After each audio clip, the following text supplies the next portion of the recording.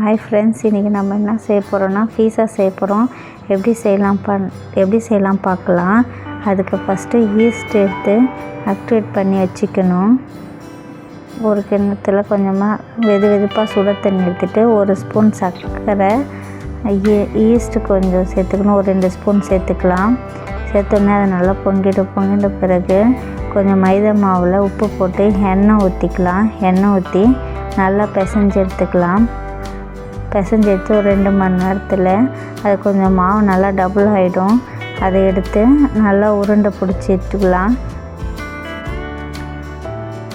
உருண்டை பிடிச்சிட்டு ரொம்ப நேரம் விட்டால் ஓவராக புளிச்சிடும், சாப்பிட முடியாது.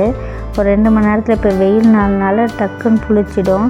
புளித்த பிறகு நல்லா ஒரு கல்லில் வச்சு கையிலே தட்டி விட்டுக்கலாம். தட்டிட்டு ஒரு பேனில் வச்சுட்டு நல்லா ஃபோர்க்கு ஸ்பூனால் லைட்டாக ஓட்டையாக போட்டுட்டு கொஞ்சம் தக்காளி சாஸ் சேர்த்து அதில் சேர்த்துக்கலாம்.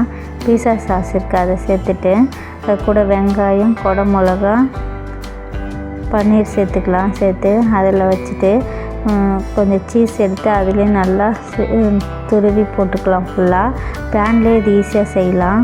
ஒரு 15 மினிட்ஸ்க்குள்ளே சுவையான பீஸா ரெடி ஆகிடும். ஈஸியாகவே செய்யலாம். Okay, bye friends.